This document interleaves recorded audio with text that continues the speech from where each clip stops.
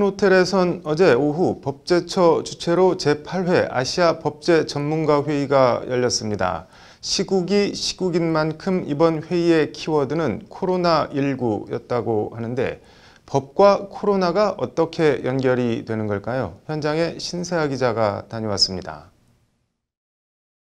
대한민국의 법제 성장 경험을 공유하고 아시아 국가 간 법제 교류와 협력 증진을 위해 지난 2013년부터 법제처 주최로 매년 열리고 있는 아시아 법제 전문가 회의. 올해 제8회 회의는 코로나19 여파로 현장 참석은 최소화하고 온라인으로 세미나를 전 세계에 생중계하는 온오프라인 동시 진행 방식으로 진행됐습니다. 올해 주제는 감염병 대응 법제와 포스트 코로나 시대 아시아 협력 방안을 주제로 열렸습니다. 이강섭 법제처장은 개회사에서 K방역의 성과를 설명하며 방역 정책을 담는 그릇인 법제의 중요성을 강조했습니다. 우리나라의 경우 지난 2015년 메르스 사태 이후 꾸준히 정비해온 감염병의 예방 및 관리에 관한 법률과 같은 법제가 K방역을 뒷받침하고 있다는 것이 이 처장의 말입니다. 이러한 각국의 효과적인 방역 정책 뒤엔 이를 뒷받침하는 법제가 있습니다. 오늘 이 자리를 통해 각국 방역 정책의 토대가 된 감염병 관련 법제들을 함께 공유하는 것이 아시아 국가들의 감염병 대응 역량 발전에 이바지하는 계기가 되기를 기원합니다. 나성웅 질병관리청 차장 역시 국경 없는 코로나에 대응하기 위해선 국제적 협력과 공조, 이를 뒷받침할 수 있는 법제 마련이 중요하다고 거듭 강조했습니다. 신종 감염병을 비롯한 공중보건의 위기 상황에 대비하고 대응하기 위한 국제적 협력과 공조가 그 어느 때보다 중요한 시기입니다.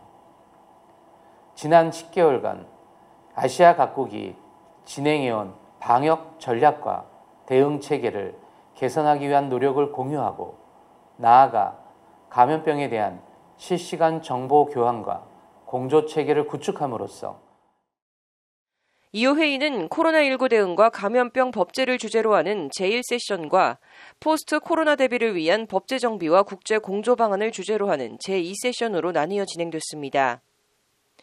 감염병 법제를 주제로 한 제1세션에선 우리나라의 감염병 관련 법제 주요 내용과 베트남과 대만, 태국 등 다른 아시아 국가들의 코로나 대응 정책 및 관련 법제가 다뤄졌습니다. 제1세션 발제를 맡은 이준서 한국법제연구원 연구위원은 우리나라의 경우 2015년과 2018년 두 차례에 걸친 메르스 사태가 한국의 방역체계 구축의 변곡점이 됐다고 설명했습니다. 이 두 번의 경험이 검역법과 의료법, 감염병 예방법 정비를 통한 현재의 K방역체계 구축의 토대가 됐다는 것이 이준서 연구위원의 설명입니다.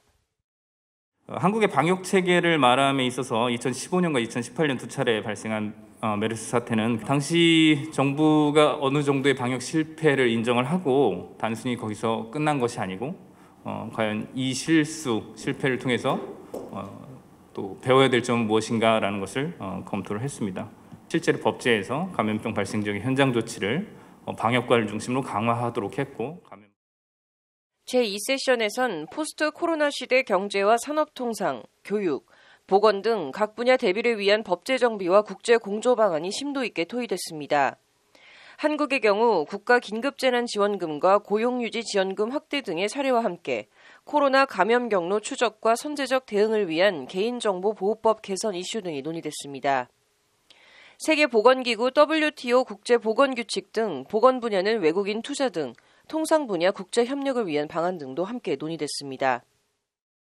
이러한 새로운 국면에서 아시아 각국은 보다 긴밀한 협력으로 공동의 번영과 안정을 이끌어 나가야 할 때입니다. 그런 점에서 아시아 각국의 감염병 대응 법제에 대해 배우고 성공 사례와 미비점 등을 공유한다면 관련해서 이강섭 법제처장은 법제처는 다양한 법제 경험과 지혜를 공유해 아시아가 직면하고 있는 여러 도전 과제를 극복하기 위한 노력을 계속해 나갈 것이라고 거듭 강조했습니다. 법률방송 신세아입니다.